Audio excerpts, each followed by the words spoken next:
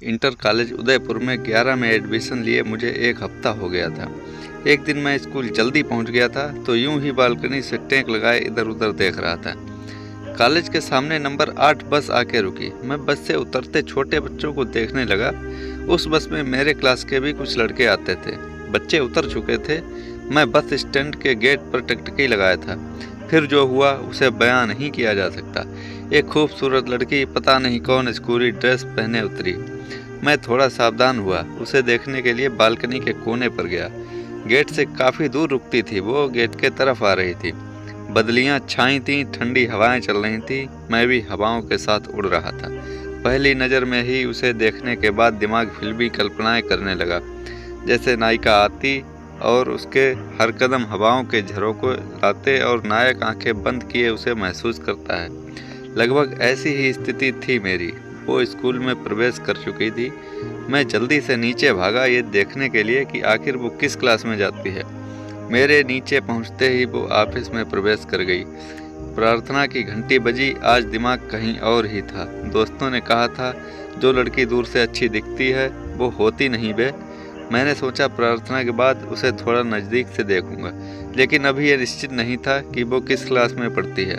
प्रार्थना खत्म होने के बाद हम क्लास में गए। चूँकि क्लास में 3 पंक्तियों में बेंच लगे थे, फिर भी मैं लास्ट बेंच स्टूडेंट था।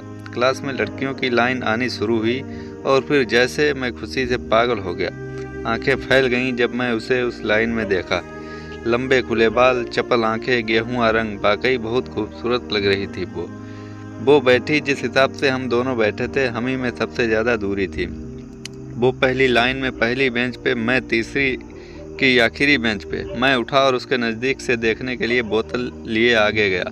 उसे सर झुकाए बैग में हाथ डाले कुछ निकाल रही थी। वो वाकई बहुत ही खूबसूरत थी, बहुत खूबसूरत। उसे एक नज़र देखकर बोतल भरने नीचे चला गया। क्लास से बाहर निकलते ही दांत पिसकर यस यस बोले जा रहा था। मुझे ऐसा महसूस हो रहा था मानो मुझे सपनों की रानी मिल गई हो। पानी भर के क्लासरूम में आया। क्लास टीचर आ चुके थे। उसका नाम पता चलने वाला था। फिर मैं नाम गैस किए जा रहा था। पूजा, हम नहीं, रानी हो सकता है, या फिर धन्नो। भक, इतना फर्जी नाम। हा हा हा। इन्हीं कल्पनाओं में खोया था। तब तक अटेंडेंस चालू हो गया। सुमन, प्रेजेंट सर। ओह सुमन, हाँ यही नाम था उसका। कितनी मीठी आवाज़ थी उसकी। दिमाग में सुमन नाम को लेकर तोड़ने फोड़ने लगा। सुमन छू मन, ऐसा ही कुछ। आज दिमाग पता नहीं क्यों बचकानी हरकतें कर रहा था। हालांकि क्लास में बहुत से स्मार्ट लड़के थे और मैं तो थोड़ा भी नहीं। ये भी पता था आधा क्लास उसी के पीछे पड़ने वाला है। फिर भी मैं आत्मविश्वास से भरपूर था। दिमाग में बोले जा रहा था तुम मेरी हो सुमन। धीरे धीरे दिन बीतते गए। क्लासरूम में उसकी हर हरकत पे मेरी नज़र होती थी और हर लड़के पर भी कौन उसे देख रहा है। अब तक उसका नेचर जान चुका था। बिल्कुल शालीन, रंगीन दुनिया से बिल्कुल हटके, सकारात्मक विचारों वाली। ना मोबाइल का शौक, ना इंटरनेट। मेरा दिमाग खोया खोया सा रहने लगा था। हालांकि मैं थोड़ा शायर मिजाज था तो उसकी हरकत पे कभी कभी शायरी भी बोल दिया करता था और दोस्त भी वाह वाह रपेट देते थे। कुमार सानू और मोहम्मद रफ़ी के गाने सुनने और गुनगुनाने की आदत सी हो गई थी, लेकिन अभी तक उससे अपनी दिल की बात ना कह पाया था। 11 की वार्षिक परीक्षा खत्म हुई। 4 सेक्शन के 800 बच्चों में से टॉप 20 में से मेरे सेक्शन के मुझे लेकर कुल 2 लड़के थे, जिसमें मेरा 12वां और दूसरे का 16वां स्थान था। मेरा स्टेटस बढ़ चुका था। क्लासरूम के सभी लोग थोड़ी इज्जत से देखने लगे थे। टीचर ने हम दोनों के लिए ताली बजवाई। मेरी नज़रें बस उसी को निहार रही थी। सब लोग मेरी ओर देखकर ताली बजा रहे थे। इसी बीच सुमन से मेरी नज़रें लड़ जाती और मेरा दिल जोर से धड़क उठता था। अब शायद वो भी मुझे कुछ कुछ नोटिस करने लगी थी। मैं उसे प्रपोज करना चाहता था। मैंने ये बात अपने एक छिछोरे दोस्त से कहा। उसने कहा चल चलते हैं। इंटरवल हो चुका था। वो क्लासरूम में अकेली ही बैठी थी। मौका अच्छा था, लेकिन तभी उस दोस्त ने कहा, एक लड़की से कुछ कहा, शायद कोई कमेंटबाजी। वो लड़की खरी खोटी सुना के आगे बढ़ गई थी। मैंने दोस्त से पूछा तेरी जीएफ थी? वो उसका जवाब नहीं था। ये सब करते सुमन ने हमें देख लिया था। मुझे बहुत शर्मिंदगी महसूस हो रही थी। गेहूं के साथ घुन भी पिस चुका था। वो हमें देखकर गर्दन नीचे करके हिलाए जा रही थी। शायद वो मेरा आकलन कर रही थी। मैं खुद की नज़रों में गिर चुका था। बचपन का दोस्त था वो, छिछोरा दोस्त, इसलिए कुछ बोल भी नहीं सकता था। लेकिन मैंने उसे ऐसा आगे ना करने की वार्निंग दे दी। उसे भी दुख था। एक दिन छिछोरे से कहा, यार जरा उसके बारे में कुछ पता करके बता। दूसरे दिन उसके पास बस एक इन्फॉर्मेशन थी, लेकिन जो बहुत बड़ी थी। इम्प्रेस करने का इससे अच्छा कोई तरीका ना था। मेरे दोस्त के मुताबिक उसे लिखना बहुत पसंद है और स्कूल की वार्षिक परीक्षा कविता देने वाली थी। मैं आज बहुत खुश था क्योंकि उस समय भी चंद कविताएं मैं भी कर लेता था। मैं अपनी भी एक भी क्वालिटी वाली कविता अच्छी खासी फोटो सहित पत्रिका के लिए दे दी। महीने भर बाद पत्रिका हम सबके हाथों में थी। पत्रिका मेरे हाथों में आते ही जल्दी जल्दी कविता का पन्ना खोजा। ऊपर उसकी हल्की हल्की सी धुंधली तस्वीर, नीचे नाम सुमन, क्लास 12, बारिश पे लिखी गई एक कविता थी। थोड़ी बच्चों वाली टाइप की थी, पर मैं बार बार उसकी कविता को पढ़ता। हर बार क्लास में अच्छे लेखों और कविताओं की तारीफ हो रही थी। मैंने भी थोड़ी अच्छी लिखी थी तो मेरी भी। सुमन बही किताब खोले बैठी थी, मैं उसकी तरफ देख रहा था। तभी उसने मेरी तरफ देखा। मुझे समझते देर ना लगी कि वो भी मेरी ही किताब पढ़ रही है। मैं भी उसी की रचना खोले बैठा था। वो कुछ सेकंड तक मुझे देखती रही और मैं भी उसे। वो मुस्कुराई, मैं भी मुस्कुराया। आज दिल बाग बाग हो गया था। फिर इंटरवल हुआ क्लास में और मैं और छिछोरा दोस्त, कुछ लड़कियों थीं, आगे बेंच पर बैठे पत्रिका पढ़ रहे थे और जिसने रचनाएं दी थी उसे पहचाना जा रहा था। अरे ये तो अखिल है ना बे, 12A का, पक्का चोरी करके दी होगी। अब ये कमीना संजीव कब से लेख लिखने लगा, वो भी गरीबी पर, अमीर बाप की बिगड़ी औलाद, सबको निशाने पे लिए जा रहा था। तभी सुमन क्लास में आई। हम चुप हो गए। बेंच पे बैठते ही कहा, अच्छा लिखते हो पंकज, बहुत अच्छा। मैंने उसे थैंक्स बोला। मेरे दिल के तार बजने लगे। दिल ने कहा, बेटा लपेट के और बतियाओ। तभी एक लड़की ने बोल दिया, ये पंकज शायरी भी बहुत अच्छी करता है। सुमन ने कहा, ऐसा क्या? लड़की, अरे पता नहीं क्या तुमको, तुम्हारे ऊपर सबसे ज्यादा करता है। ये सुन के सुमन चुप हो गई। मेरा मुंह शर्म से लाल हो गया। शायद सुमन को कुछ कुछ समझ में आने लगा था। वो अभी भी चुप थी। मैंने परिस्थिति को संभालते हुए कहा, अरे सुमन, वो बहुत फर्जी बोलती है, उसकी बातों पर ध्यान मत देना। वैसे तुम्हारी कविता भी लाजवाब थी। उसने मुझे धन्यवाद देते हुए कहा, तुम्हारी ज़्यादा अच्छी थी। मैंने कहा, अच्छा सही में? मुझे तो नहीं लगता। उसने मेरी भी बात दोहरा दी, अच्छा मुझे भी नहीं लगता। हम दोनों कुछ देर तक चुप रहे, फिर एक साथ खिलखिला के हंसने लगे। मेरी हंसी तो वैसे ही सियार थी, लेकिन उसकी हंसी तो इतनी सुरीली और दिल में घंटी बजाने वाली थी कि बिन बादल बरसात और बिन घटा मोर नाचने लगे। यूं ही हम लगभग 10 मिनट तक बात करते रहे। जब स्कूल की छुट्टी हुई तो बस के पास साइकिल निकाल कर खड़ा था। उसे देखने के लिए वो आई, बस में बैठी और चली गई। आज मेरा दिल उछल उछल के धड़क रहा था। तेज धूप भी बर्फीली ठंड का एहसास दिला रही थी। आज पता नहीं कौन सी आंतरिक शक्ति साइकिल चला रही थी। क्या चढ़ाव, क्या ढलान, कुछ भी नहीं सूझ रहा था। कुमार सानू का वो गीत, पहला ये प्यार तेरा मेरा सोनी, को मेरी अंतरात्मा बिल्कुल स्पष्ट सुन रही थी। उसी का चेहरा आंखों में समाया हुआ था।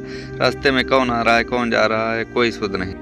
उससे स्कूल में रोज बात होती। उसे कभी कभी अपनी कविताएं सुनाता। कभी वो बोर्ड एग्जाम को 1 महीने बाकी रह गए थे। स्कूल बंद होने वाला था। शायद अब हमारी मुलाकात 2 महीने बाद होती।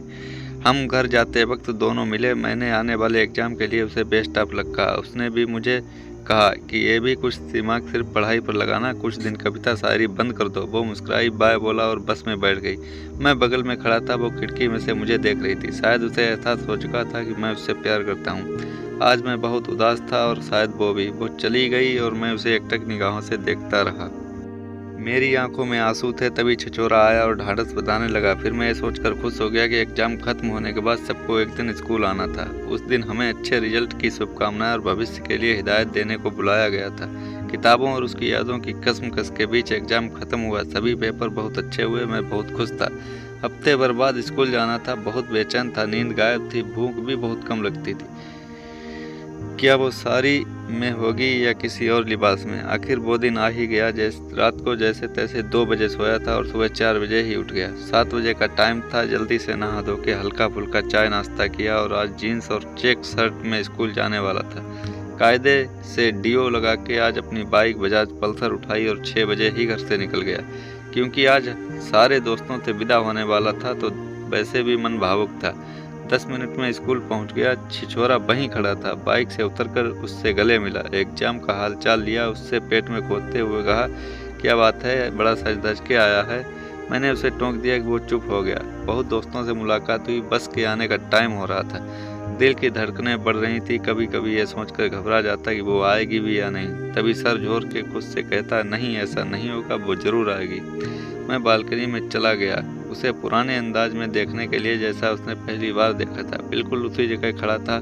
अभी इसी कंफ्यूजन में था कि वो क्या पहन के आएगी। बाकी लड़कियां खूब सज धज के आई थी।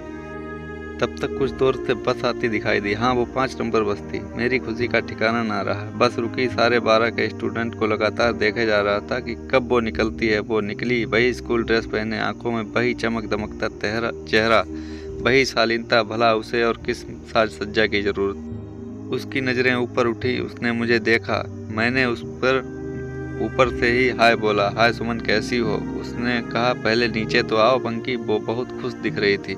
मैं दौड़ा नीचे गया, बिल्कुल उसके सामने आ गया। जी किया बाहों में भर के गले लगा लूं। दिल जोरों से धड़क रहा था। उससे पूछा, एग्जाम कैसा बीता। मैंने कहा, एकदम खराब। उसने कंधे पर ठोंकते हुए कहा, चल झूठा, तुम्हारा और खराब। सुमन ने कहा, बड़े स्मार्ट लग रहे हो। मैंने भी कह दिया, तुम भी बहुत खूबसूरत लग रही हो, हमेशा की तरह। और हम एक साथ हंस पड़े। स्कूल का कार्यक्रम खत्म होने के बाद बोला गया कि 1 घंटे बाद स्कूल की छुट्टी कर दी जाएगी। जिनसे मिलना हो मिल लो। आज शायद आखिरी दिन था, फिर पता नहीं कब मुलाकात होगी। यही सोचते हुए हम दोनों आमने सामने बैठे थे। आज निश्चय करके आया था कि उससे अपनी दिल की बात बोल दूंगा, लेकिन समय बीत रहा था, मैं बोल नहीं पा रहा था। उसकी भी हालत मेरी जैसी थी, शायद वो भी मुझसे कुछ कहना चाहती थी। स्कूल में बीते पुराने वक्त को याद किया जा रहा था। आंखों से आंखें मिली हुई थी, हमें एक दूसरे के दिल की बातें पता थीं, बस ज़बानी तौर पर कहना था, जो बहुत कठिन प्रतीत हो रहा था। बात करते करते हमारी आंखें भर आईं। तभी अनाउंस किया गया कि ये बस से जाना है, बस में जल्दी बैठ जाएं। ये सुनते ही लगा मेरा दिल बाहर निकल जाएगा। पाँव काँप रहे थे, ऐसा लग रहा था कि दिल की बात दिल में ही रह जाएगी।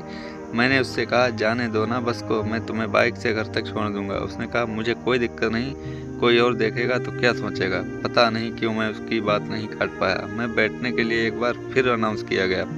अब मुझे चलना होगा, ये कहते हुए वो उठ गई। उसकी आंखें नम थीं और मैं मन ही मन रो रहा था और सोच रहा था कि काश अभी उसे अपने हाथों से आंसू पोंछ दूं और बाहों में भर लूं। वो जाने लगी, मैं जैसे हराम सेट का शिकार हो रहा था।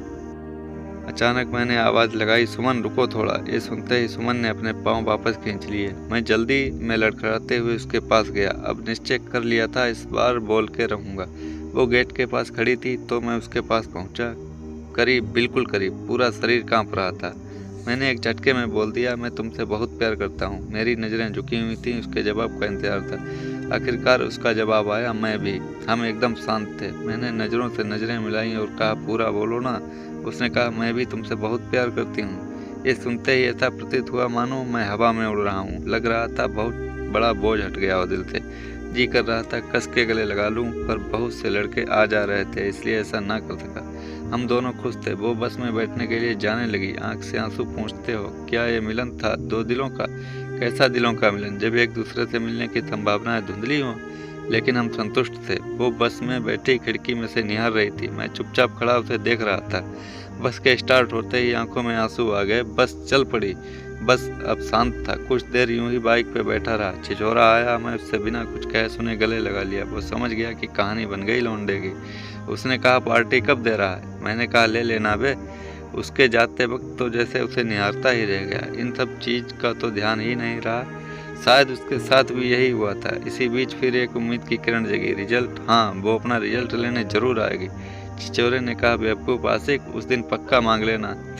लेकिन इस बार दिल भी ये नहीं कह सका। रिजल्ट लेने देर से पहुंचा। छिछोरे से मुलाकात हुई। बोला, मैं भी अभी आ रहा हूँ। सुमन कहीं भी नहीं दिख रही थी। रिजल्ट देते वक्त सर ने शाबाशी देते हुए कहा, बहुत अच्छे नंबर हैं तुम्हारे, अच्छे से पढ़ना आगे। 89% मार्क्स थे।